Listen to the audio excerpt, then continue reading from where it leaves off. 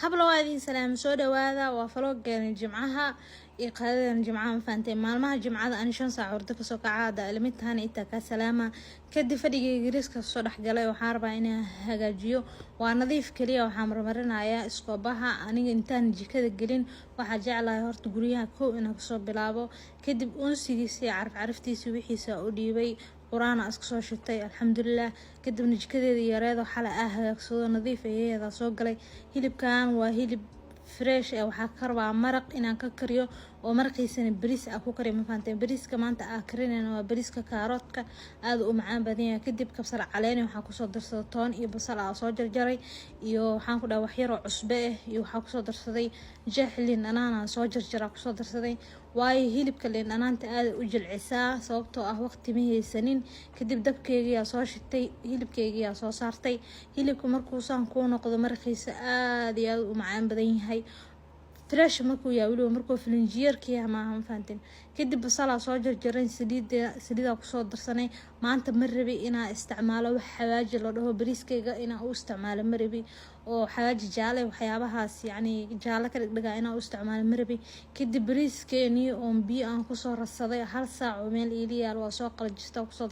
taada kale hadaarti bariiska inuu aad kuugu macaanaado bariisku ayna horta ku soo shiishaa kadib waxaa ku soo darsaday maraq digaag hal xabo ku soo darsaday dadka dhahayo maxaa lahayd maraq digaaga wuxuu leeyahay cudur uu leeyahay walaalayaal aniga intaas isticmaalin maxaa cudur uu dhici waayay kadib maraqii isku soo miiray waxaa ku soo darsaday bariiskeeni saas markuu aad biyaha ka badinin hadaarti bariiska inuu furfur ku noqdo macaan uu ku noqdo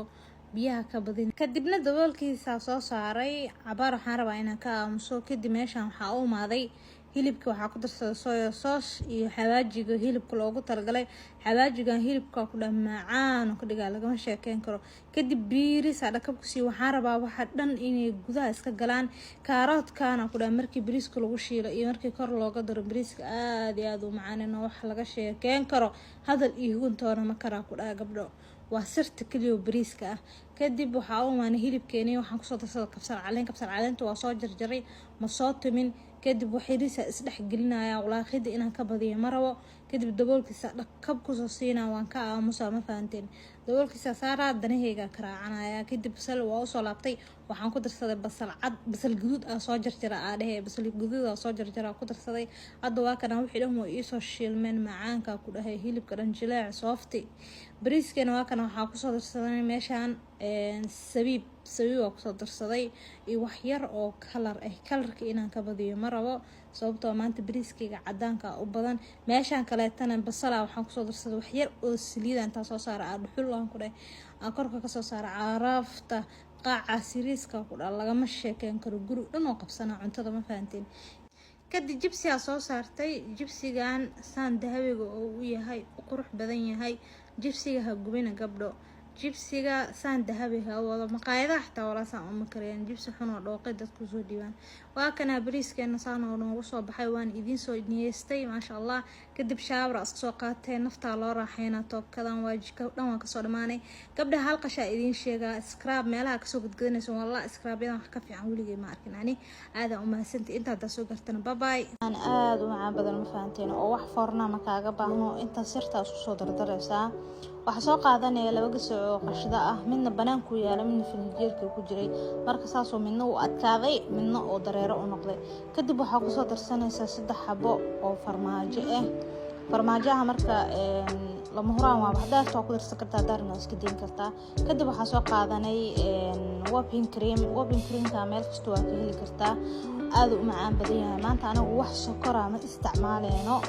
sababtoo caanaha way macaan badan yahay whipping cream-ka caana macaan oo ku soo darsanay kadib intii isku soo shiidaysaa gaas maanta waxa idin ka codsanayaa video haduu ku soo gaaro koobilinka 3 mar oo taa waa shirkada ugu dhagan ma fahanteen maanta kaliya 3 mar video ka bixiyay bilis haduu video ku soo gaaro koobilinka 3 mar oo taawo aad u mahadsantiin kadib waxa soo qaadanay dhalo caanahaas biskudka soo gilgilinayo waa caana bis wax sokor kuma darin caana booro iyo biyo waaye biskudka inoo jilco awgeed bisaas soo gilgilay ma fahanteen waa soo gelina dhalada ku soo sharxay kadib maxaa lahaay